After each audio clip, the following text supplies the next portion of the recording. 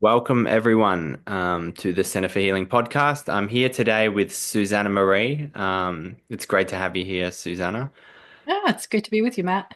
So, Susanna, I'll let you introduce yourself, actually, like and what you do, what Okay. you're about, rather than me do it. Yeah, introduce myself. I'm a spiritual teacher and I'm really teach an integrated type of spirituality, one that includes not only waking up to what we really are in truth, free of this overlay of the conditioning that we carry, what is always here, the freedom that's always here, the natural state as they call it in Zen, and then the integration of that within the humanity and within one's life, and how does that live and how does that move and function. And so I teach courses and groups and individual sessions, and I've been doing this for a good while, many years. I'm a mother of two young adults. I live in Northern California, and I love to garden, and I love my dog, and um, and I love being alive. I love being alive, and I love continuing to learn and grow and deepen. Um, and I really do care about um, all life, human beings and plants and the earth, and I care. I just have a caring. My heart cares, and my heart hurts too for where we are on the planet and where we stand right now. So, and I let myself feel the fragility of this experience of what caring actually brings is a vulnerability and sensitivity. So that's it in a nutshell. Yeah, thanks, Susanna. And so, Yes. like the term awakening, it's so butchered, and it means so many different things. And obviously, you come from that more like traditional, term of recognizing our true nature, versus waking up from one form of conditioning to like one belief system to another belief system. Um, so when you talk about awakening, what exactly is it that you mean? And I know you kind of already covered it, but what is awakening? Just to set some context for the. Yeah, awakening is is really truly remembering what we are at in our essence. And it's kind of like a prior to. So prior to the confusion that has overlaid with even the sense of being a separate self, being a me. There's nothing wrong with having a me or being a me. But if it creates confusion as to what we are in truth, and it creates a feeling of being separate from others and separate from Mother Earth and all life, then that to me is actually um, creates disconnection. And disconnection is a big problem because then there's first, it begins with a disconnection internally and feeling separate within and creates a dynamic of feeling like there's something wrong, and that usually that feeling is something's wrong with me. That's the where it leads to something's wrong with me, but really what's wrong is that there's been identification with the idea that we are separate, and that's kind of like this virus that's passed on collectively, and it's innocently passed on. But when you consider that we really are actually a part of life and we're one with Mother Earth and nature, and that the fact that we've forgotten that is really a big problem. And it shows how far out of alignment we've come to even to really not even know that we're one with this environment that we emerged out of. So awakening is actually called a remembering. Another word would be remembering.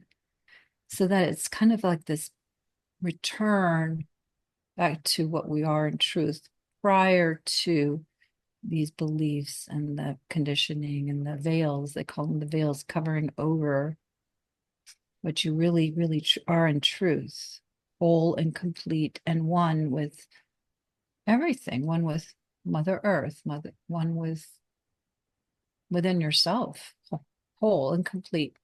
So just feeling divided inside is what the journey of awakening helps reconcile and heal and mend. And it's a real thing, and it really has an effect. And once there's this understanding of what we really are, which is not separate from all that is, it does this outward movement where it starts to want to heal and reconcile all the parts inside that became sort of flavored with that feeling of separation, because it has an effect. Separation has an effect not only on our in our minds, but on the body, in the psyche. So there's a lot of returning back to remembrance that takes place over time. Mm. So awakening is really a journey.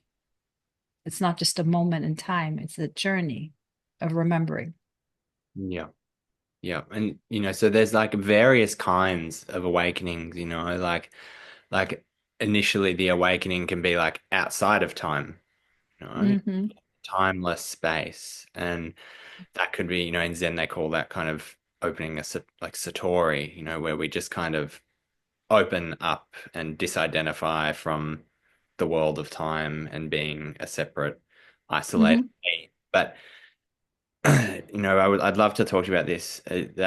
That can end up, if we kind of stay in that. In Buddhism, they kind of call it emptiness, where we kind of wake up and out of our human experience and out of the me, out of identification with the separate self. But that can end up as a kind of dissociative landing place, if we stay there, and especially if we're looking to t the same teachings that kind of help us to affirm and keep referencing that Mm-hmm. place outside of it's kind of outside of experience, we could call it eternity, the timeless dimension, Mm-hmm. or the now. And so I just what's your perspective on that, and what have you seen being a teacher of people kind of getting stuck there and Yeah.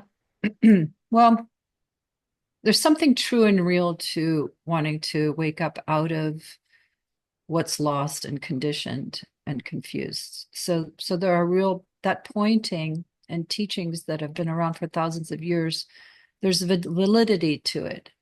And it's like waking up to that which is transcendent, waking up to the fact that we're really truly spirit in form. Yeah. And it's almost like it has to disidentify from the sticky nature of form, of believing that we're all the things that we believe that sort of that cover over our true nature.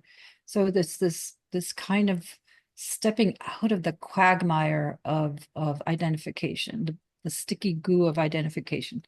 So there's something really valid about it, and it feels really free and it feels really good. And and I think there's actually a real true point to it, and but it's only half of what we're really all about. We are spirit and we are form. In Buddhism, they talk about emptiness and form, that they are actually one whole, two sides of one whole. So emptiness would be waking up out of, and to remember who you really are truthfully without this overlay of, we all know what that overlay feels like. It feels yeah. really, it can make one very anxious actually and unhappy, and deep, the trauma of even separation is a trauma, by the way, believing in separation, living it out. But then is that does one stay there in the outer space and look at the earth and all the humanity and our own humanity from a distance and stay there? Well, some do.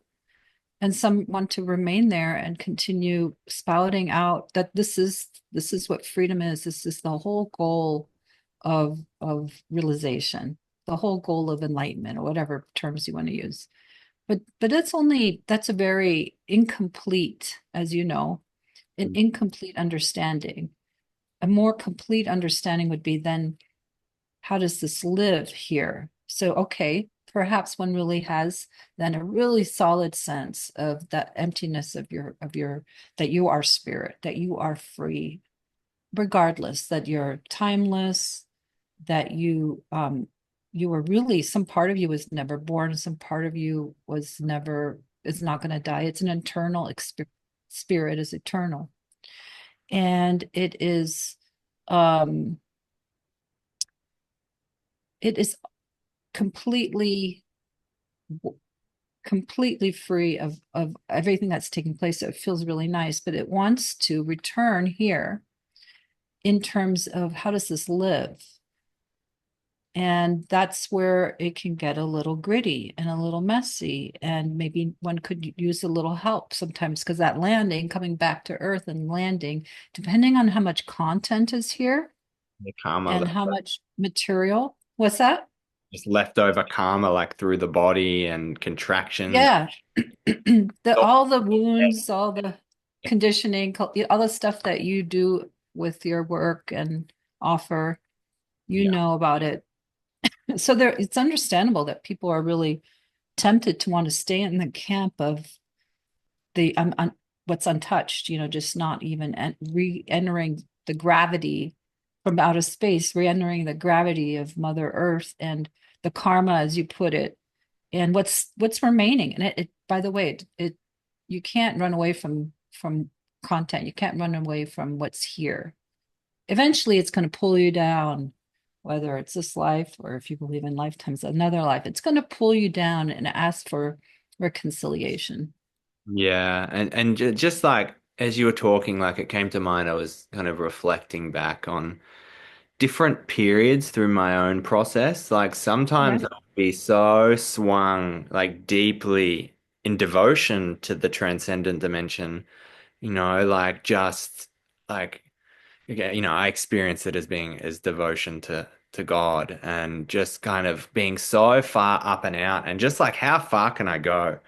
Like how far can I go into that space, and I was thinking about the term like everything's welcome, and it's like even that served a purpose, like it really did, there's a lot of like we were chatting just before we hit record and like we can either swing too far this way or too far this way, but to let the kind of pendulum swing, as it Mhm. kind of needs is a different thing because otherwise what can happen is it's like maybe someone, or maybe for a period of time, we really need to be focusing on transcending and disidentifying and moving beyond that. Mhm.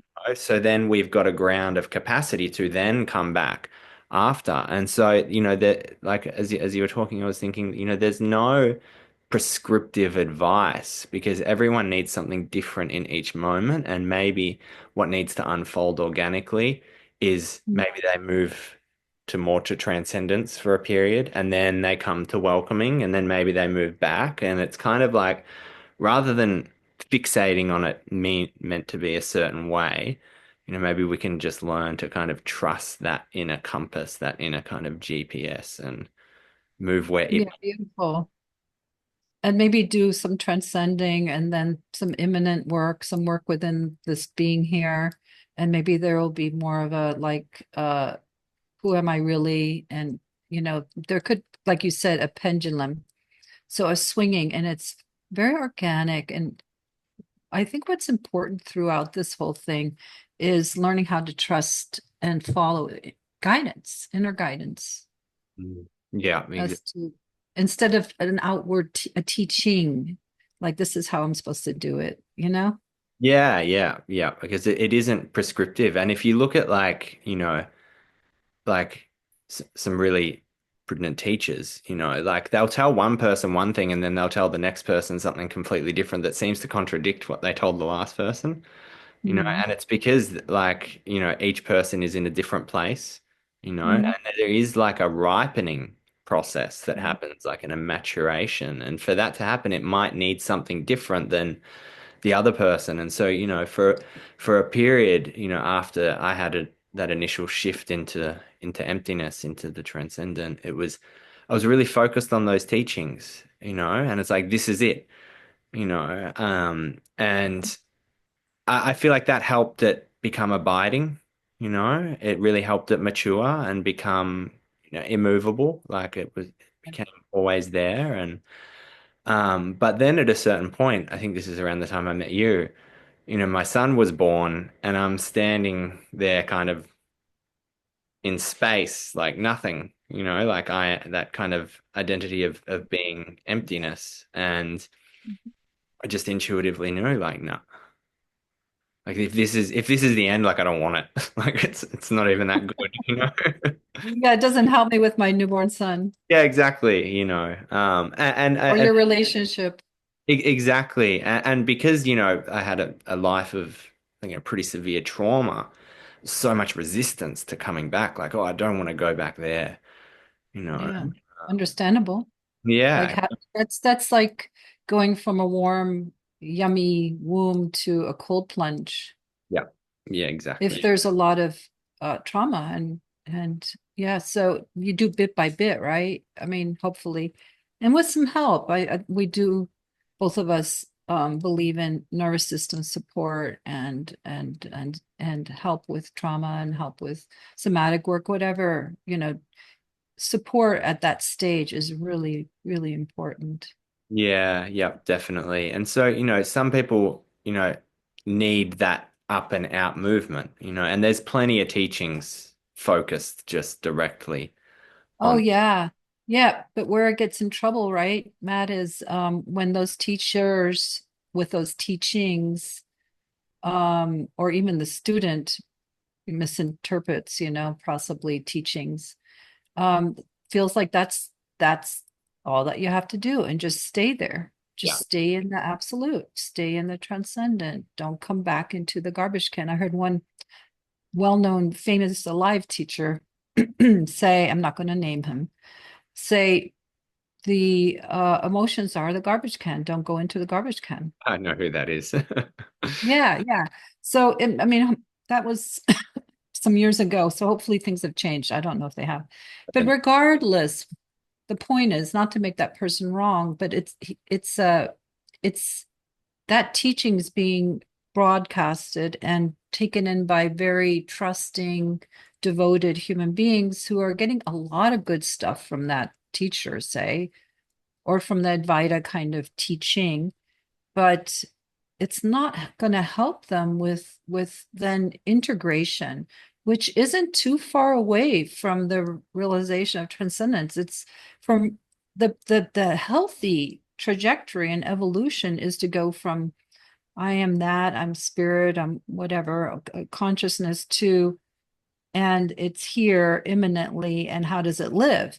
It should really be doing that, and if something along the way holds it up, I mean it can last a while to where it even a few years, say, where it stays in the transcendent. Maybe there's just a really deep cooking there, Yeah, can't say what's right or wrong, but eventually that it should lean over into the other half of what the divine or God is, which is it's everything. It's it's made of it's pure consciousness, what God is made of, what I don't attribute any kind of sex to God.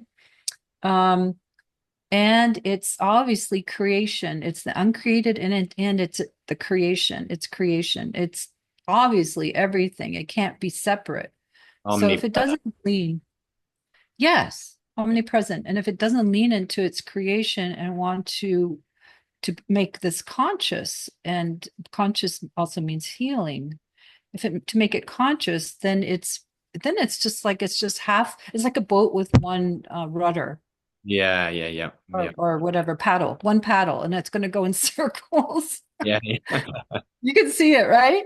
yeah, They're yeah. doing it year after year, going in circles. People, well, even well-intentioned people, It's just it's a misunderstanding, but it can have huge consequences because it's a very precious life, Yeah. you know.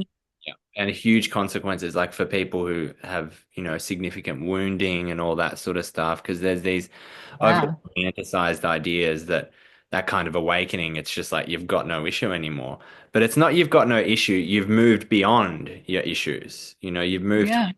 where there are none, and Right. so the first part of the process is a kind of negation, like not this, not that, netty, netty, and where we kind of move beyond, like, this is not what I am, I am one with what's beyond all of that. And, but then there's like the process of re-inclusion. So it's like, oh, and this, and this, and this, And so that's the part I think gets missed. It's like we can negate ourselves out of existence. Uh-huh.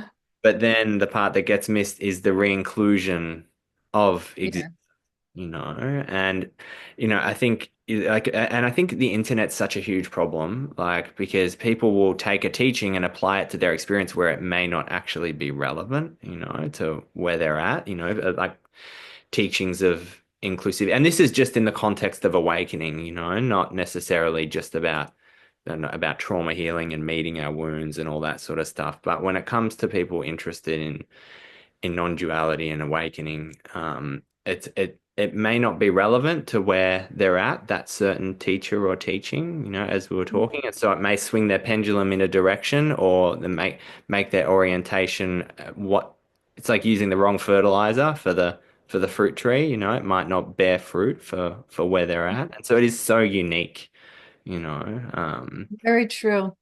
Yeah, and then you have you and I were talking before we went on record, as you said earlier. We were talking about that the opposite, that one can get lost in embracing being the humanity Mm, without having a nice footing in the truth of the matter, which is that we are both. We're actually free and made of space and empty of content in the center. They've even proven scientifically, right? yeah, yeah, Within the nucleus of the atom, right? yeah, That there's that there it's empty. yeah, And so that means all matter, which is empty at its core, which means we are, because we're made of matter. We're empty at the in the core of us. yeah. And so if that is not understood in some, at some point along this human journey, and it's not for everyone to go in that direction. Some people that's just not their path at all, and I respect it. But if it's interesting to someone to realize what's really true here in their true nature, and they just feel off, they want to discover and explore what they really are, without having an understanding that there's something that's open and free and and unidentified with what's here. when when we're just living a life and we're feeling a feeling, we're going through our lives, there will be this deep identification. It's kind of like Narcissus, leaning over, looking at his reflection and getting lost in it, Yeah, and yeah. forever being lost in its own view of itself. And it's a trance. Mm, It becomes a trance. So then one can get entranced.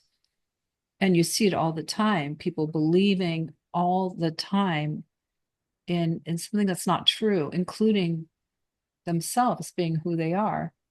mm, So without having an understanding that there's this, and experiencing, and that's one of the values of going down this journey of spiritual awakening, is gaining that understanding so that this life can be lived and embraced without getting lost in it. There's no reason to be lost in it. Being lost is not a spiritual experience. It's just pure identification. Being lost, so there's now this kind of movement, right?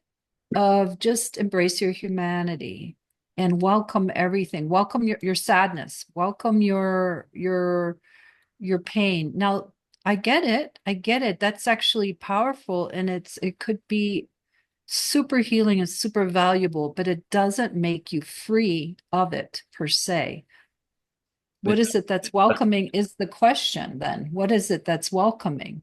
yeah, it won't lead to awakening, you know. It won't lead to understanding that it will continue be making it to where one is lost in the content of the world. So you will be the sadness. You won't sadness won't just be here and deeply felt and open to and welcomed. You will be the sadness. Fear Identification. just won't be here and allowed to be without being glued and stuck to it. It's allowed to actually be. Anything's allowed to be Mm, and welcomed, but you will be the fear. So without having that understanding of what's empty within content, we are then lost in experience. yeah, yeah. So it's being able to recognize our fundamental consciousness whilst at the same time feeling our humanity, you know. And it's like I say this to clients and I say it in our trainings too. Like if you were your anger, if you were your fear, if you were your sadness, as soon as it passed, you would disappear also. You know, so there's something that remains, you know, there's a part of you that is always aware of experience. And, you know, I Yes. think what we're talking about is the reconciliation of being able to hold both those truths at once, you know, being able to hold that relative experience whilst Yes. feeling the presence at the same time. Right, right. Because and that's why they call it non-duality. And I don't even Exactly. say that I'm a non-dual teacher because the people have put everything in boxes. What is that? That's this, that's their ideas of it. But really true non-duality, what it is not two. So Exactly. that means that spirit's on one side and our divine nature is on one side, and then our human experience is over here. No, it's like you said, the reconciliation of it to where they're both here. Yeah. What's always here in the midst of, and that which is here in the midst of is not lost in what it's encountering. So that means it can actually be truly present to it. When Exactly. something's not lost, it's able to show up fully. Yeah, exactly. You know, it's like we can only fully be present to our experience from that vantage point. And at a certain point, you know, it is non-dual, like they're felt as one. You know, it's not like our experience is no longer fragmented. And it'd be good to kind of start to go in that direction of that welcoming and including process into unity because it is for a while, you know, I know in my experience there was like presence. You know, there was that dimension of being, and then there was my humanity, and then it was like the big self and the little self. But eventually, it kind of like a car crusher, you know, it just kind of crushed itself together, you know, and until it's kind of like the humanity, and there's not two dimensions anymore. Like there never actually was, you know, it just appeared that way at different stages, you know, and so then that is what we would call it not two, you know? And Mhm. what was that like for you, that process where you started welcoming and including your humanity, that unification or unity as you call it, you know? Because I know you talk a lot about meeting the wounds and meeting the pain from that vantage point and how things were included and Mhm. reconciled. Yeah, yeah. Well, for me, I had done a lot of internal healing work prior to the deep awakening into emptiness, into that transcendent space we were talking about. And it had kind of been sort of a pendulum in that way that it would be like I would taste emptiness, I would taste unity, and it would be kind of doing that for a while. This kind of um, I'm not my full experience. I'm not a separate self, and it would be real, feel it, and then it would re-enter, and there would be sticky again, and I'd be fully identified again as the separate self, and believing, for instance, that I was a victim or something. So once the the deep awakening into emptiness had taken place, and it came, what really spearheaded it was losing my brother. Mm. Yeah, because I like my defense mechanism to the disintegration of things being the way that I thought, how life was going to be for me. Just having like such a kind of like an earth-shattering fissure, in my life that just it made my mind and my being not be able to continue imagining that all this is really a solid, real thing. It just broke it apart. Mm. And so I fell into that chasm and I just just let myself, I just couldn't help it. I fell into the the un that which isn't that's unconditioned, rather the unconditioned, the uncreated. I couldn't manufacture a belief system anymore that life was going to be a certain way for me. Everybody has sort of their last card that in terms of that kind of break from believing that we keep trying and trying to make life work. If only we did this, if only we did that. But I couldn't make life work anymore for myself. And because losing him, I don't know, maybe it was predestined in some way that I would because I was heading I was already having in and out of types of awakenings, but this really cinched it. So after the emptiness period really lived through me for a few years time, deep emptiness, the unity when it came in, it was like I guess that return phase had gone far back into the unborn that when it came back, it went really far into the created. And I knew myself as everything. And like the bird and the tree and the plum it was eating, I was all of it. It was kind of fantastical. It's like they say these big awakening experiences. Some people have them like that, and some are more progressive. And so when I came back to really being here like more fully than I had ever known before, it was like these places that were waiting inside to be embraced were there, like Mm. the grief of losing my brother, the grief of the planet or whatever. Um, I had a separation from the kid's father, and so there was grief around that, but there was also some anger, Yeah, of you course. know. There was some anger because he left us and, left me with two young children without adequate support. That's just the truth of it, Mm. without adequate support, and left it on my shoulders.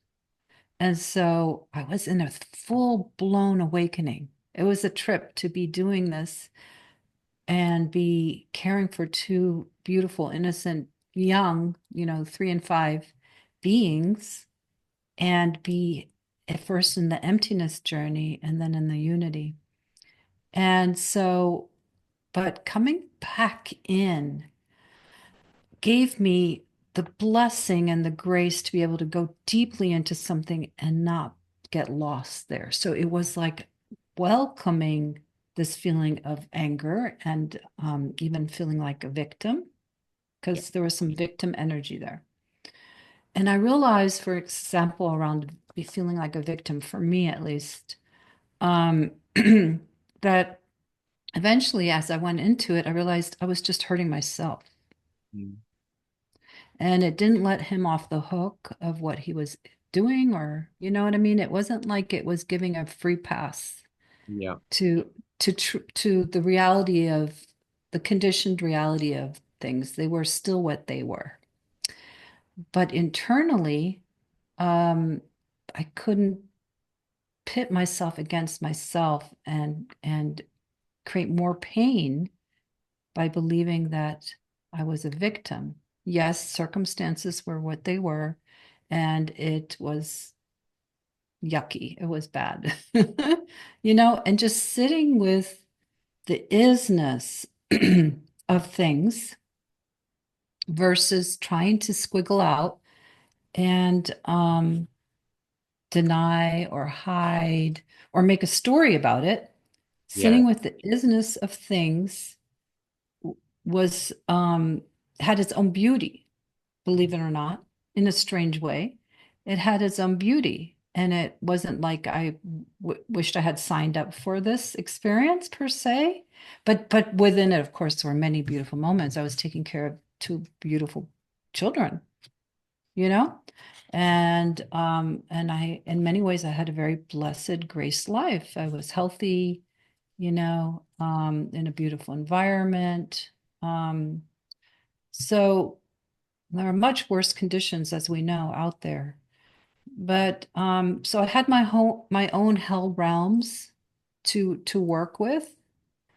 And in Tibetan Buddhism, you might call it, they call it bardos. The bardos are actually here.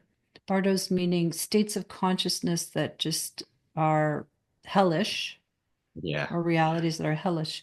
So in a way, it was kind of, there was some hellish aspects to it. But when you really let yourself stop and be in any kind of experience, it, as I think you alluded to it earlier, when you stop and rest and don't move from any kind of experience, then that which is free within it is simultaneously there. And honestly, it was a in that way, it was a beautiful time. Yeah. It was a beautiful, beautiful time. And it seasoned me. I mean, life has seasons, seasons us all, but it seasoned me to be able to meet experience from then on. And it can, whenever something would come up, there would be an ability arose of not needing to move away from any experience. Yeah, beautiful. And so it's like kind of going through like into the emptiness and as you said, giving up that last card. It's kind of like a crucifixion, our own personal crucifixion, like dying to ourselves and then, being reborn and coming back as that, knowing our true nature. And Mm. then, you talk about that capacity, that you developed to be able to meet experience from that standpoint, without getting lost or identified with it, being able to. Yeah. And it's kind of it's funny because it's like it's not the same as before because it transmutes things back into itself, It's like when you're sitting with a feeling, say it's a feeling of anger or grief, and you stay with it from that standpoint of presence, being presence, not just being present, but being presence. It's kind of like it recognizes, like you stay with it and you start to feel the emptiness within the actual human Mhm. experience. Wow, so Exactly. it unifies and doesn't even transform it back into itself because it always was itself, but it recognizes, you go through that experience of transformation. And so, that it sounds like that unity process just really kicked off, through that period for you. And that's really, what they call oneness. It's Mhm. completely different to just realization, because it's an inclusive process where it's like we look at something, even the subtlest sensation in our body, and we feel its essential nature as one with the totality, and ourselves. Beautiful. Yeah, well put. Amazing. And so as that kind of as you went through that, what was it like to be able to welcome and meet your humanity in that way? And I'd love to also talk about the somatic aspect because I know you were kind of organically somatically oriented without, kind of teaching to take you there. You just kind of developed that yourself. What was the first question? Let's put them together. So welcoming the somatic dimension, Yeah, welcoming the somatic dimension. Well, you just described it of how of there's a process that of being able to go into what's right here. And it's something that one can learn. And I taught myself, but not everybody, it won't arise naturally for everyone. It can be helpful to have a guide and a pointing. I'm a sensing type. And so what I mean by that, we even after deep understanding, realization, and even when oneness blooms in the heart, the mind realizes the heart and knows itself as one with all things, right? In an intimate way. Even after that takes place, we still will have our personal kind of predominant ways of perceiving reality. And like it could be for for some, it might be through the mind, that they're perceiving reality more still from this center of intelligence, a thinking kind of person. But it'll be liberated and but there may still be lots of thoughts and thinking uh, but it does, hopefully won't cover over what has been realized. And then with sensing, I'm a sensing type, and a sensing type from the beginning, from when I was born.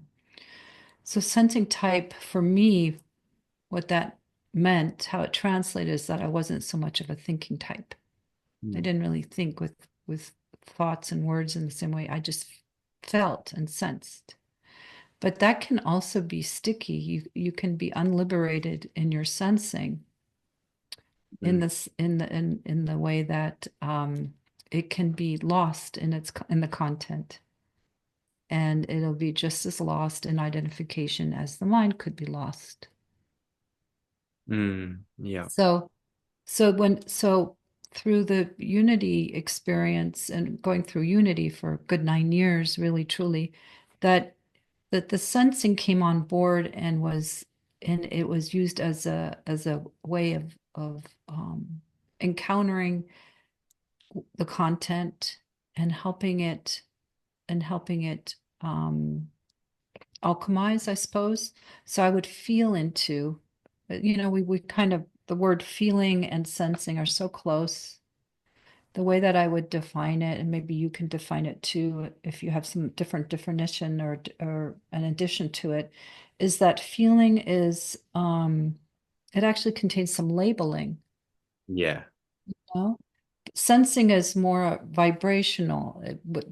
When you lean into sensation, it's deeper than having a linear understanding of what you're encountering.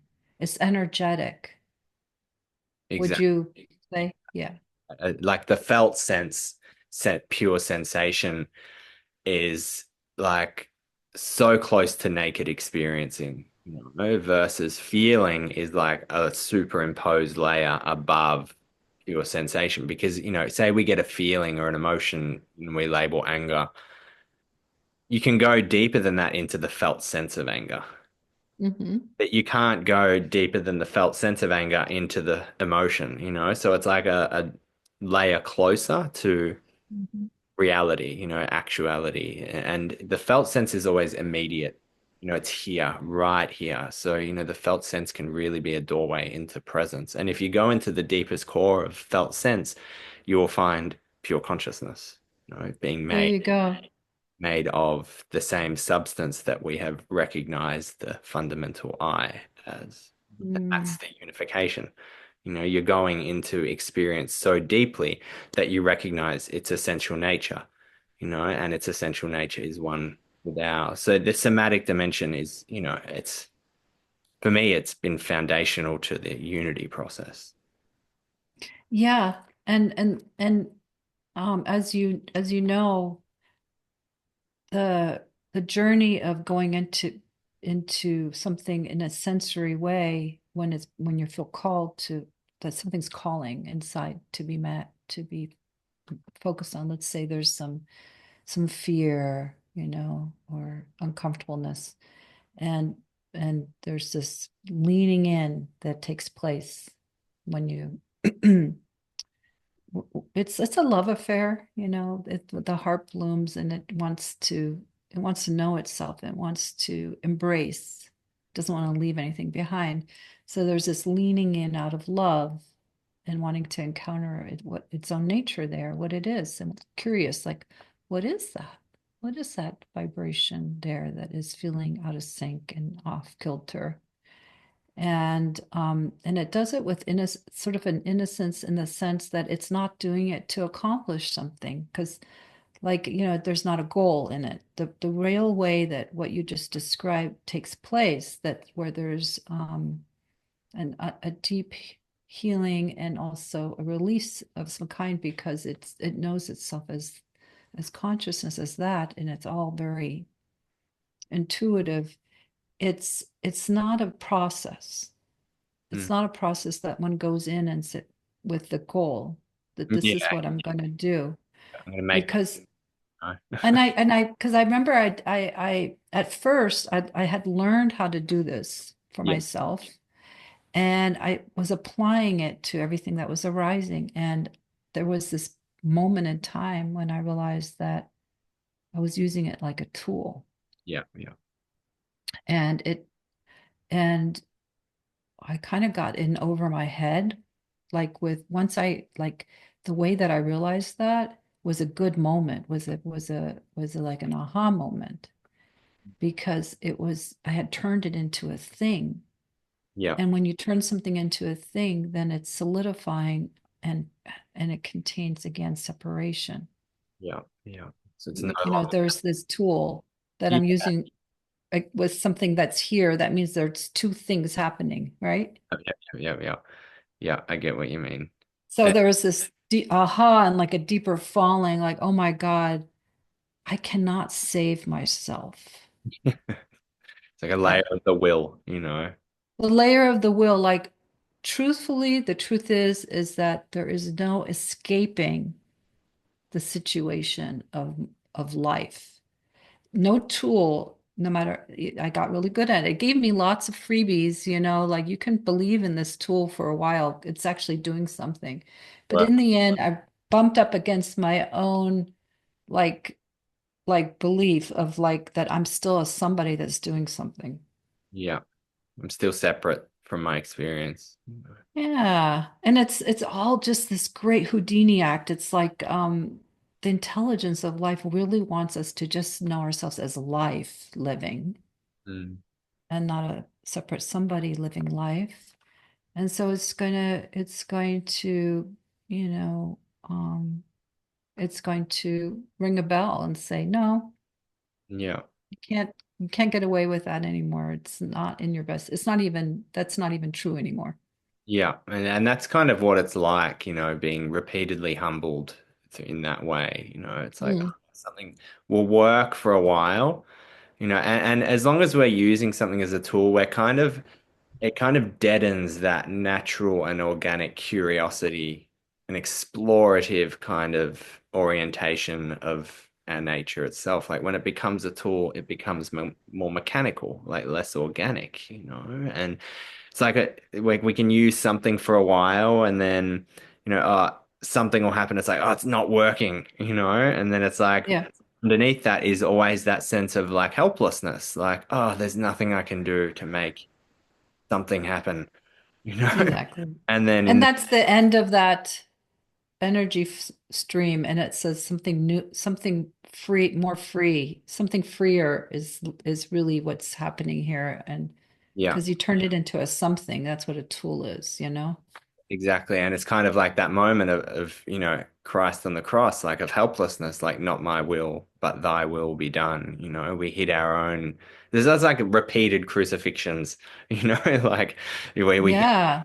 helplessness. And then it's like, I used to say it's like a, house of mirrors. Like we try to step this way, smack our heads, step that way, smack our heads, step that way, smack our heads. Anywhere we turn, we smack our head into a mirror. Eventually we collapse on the floor. "Ah, I can't do it. And then the floor opens up and we're free. Uh, Exactly. Or like you get a taste, like I'll give it an example for people. It's like, okay, so there's a period of time when you open up to spirit, to truth, and you start feeling like you're in a flow state. There's actually a period of time where that can be. honeymoon. And there's like, and then it's like, and we've also heard maybe some teachings or whatever, that realization, spiritual awakening is a big flow. It's always flow. Mhm. So we believe that, and we're tasting it, but then guess what? It's going to end. Yes. and something else wants to reveal itself because you know what? Truth is not any one experience. So No. the flow is a type of experience within reality, but reality is encompasses all experiences. So it's not going to remain any one thing. And so then there can be this destabilization. Oh, I've lost my awakening. I'm not in flow anymore. It's just one Yeah. example. And then, unfortunately, then, you're looking on YouTube, let's say, and it says awakening is flow all the time, and there's never any suffering. All suffering comes to end. And it's like, wait, I'm not in flow anymore. And wait, there's suffering here. Does that mean there's no awakening? Well, guess what? I will, I cannot say there's no suffering here. I Yeah. can say that there's not a separate self experiencing suffering. Mm. I can say that. Yeah. But Yeah. I can't say that suffering is not here. And that would just be such a lie because we are one with everything, and suffering exists somewhere. And our bodies are connected on a larger level, collective level, like we share a body on another level. As long as suffering is somewhere, there's going to be suffering here. And there could also be suffering here because there's pain. There could also be suffering here because someone I love is not well. Yeah. But there won't be a sticky center inside where I am suffering. I am the suffering. It's more suffering is, and there's no reason to not have it be here either, because why push anything away? Yeah, it's included. And I heard it so I can't remember who said it. I heard it somewhere, but um when the Buddha talked about the end of suffering, he used the term dukkha. And apparently suffering is a pretty tr poor translation of that Mm. term. What would be a better translation would be a sense of deficiency or lack or incompleteness, Okay. Yeah, the suffering that comes maybe out of believing in being separate. Yeah, the feeling of incompleteness, like the feeling that something's wrong, the Yeah. feeling that something's wrong, and but we attribute, especially in the West, suffering it Mhm. takes on a completely different meaning. And I think we put our own definition on what that kind of word means, because Oh, yeah, it sounds like we do. Yeah. yeah, yeah. And so it's It's interesting the It's mistrans. so ridiculous, Matt. I mean, what we see, out being promoted out there to Yeah, where, and it causes a lot of confusion and pain for people. yeah, Like, oh, as long as I'm suffering, that means that there's no realization. yeah, But it's not. It's like suffering is, pain is, grief is, all the things that we think are bad you know it just is part of the vastness of experience, but it's not all that we are, and yeah. what's open and free within it is also is, right? Yeah, exactly. And it's like Yeah. unneeded suffering as well, can fall away that like they talk about the first and second arrow. The first arrow of suffering, is the visceral felt sense of pain, like we see someone we love hurting, it hurts us, Hmm. you know. Hmm. And like as you said, we're all connected and there's always people in pain on this planet and we can viscerally feel that. Like that is part of our humanity. Yes, Yeah. in that moment we're still open and free, but that reconciliation, but to to be able to say yes to that, to be able to welcome that in without adding that extra layer, that second arrow of suffering, which is essentially the mind, creating stories about how things should be, how things shouldn't be, labeling, judging, etc.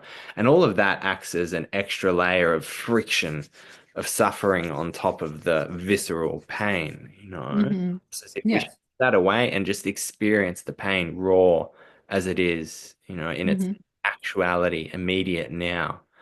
Hmm. That is still pain and that never goes away. In my Hmm. experience anyway. No, and why would you want it to? Exactly. Yeah. I mean, you have a dog, I have a dog. Yeah. And even with animals who don't have a separate self sense, they suffer. There's suffering there. There's not a personal self suffering, but suffering is there, right? It can be.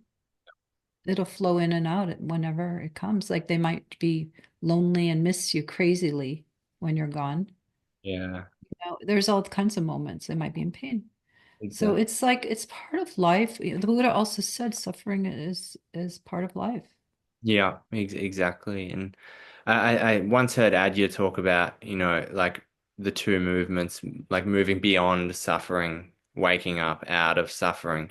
But then he talked about the second movement. He's like, you're not being liberated from suffering, but you're returning to liberate the suffering itself, to feel it Mhm. fully. And he kind of Yeah. gives yourself back in to this experience. And so what we're really Yeah. talking about is the embodiment aspect, of Mhm. the awakening process. And so, Yeah, where we can meet our humanity with and our wounds and the suffering and the pain with love and presence, and that's what transforms the suffering itself.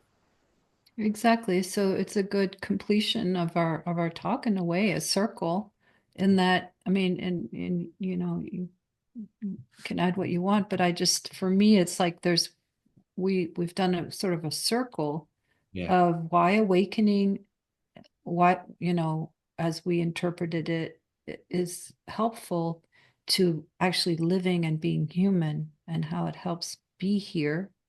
Mm. And it doesn't make it to where we need to even disappear anything, any experience, because there's this resource that comes, deep resource that comes from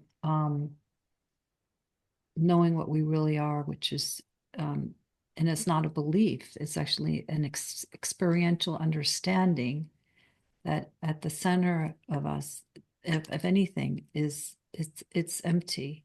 And it's not this thing that goes, oh, at the center of everything is empty. It's just, it gets integrated so much so that that emptiness is always meeting content and is just co-rising, as they say, in the moment.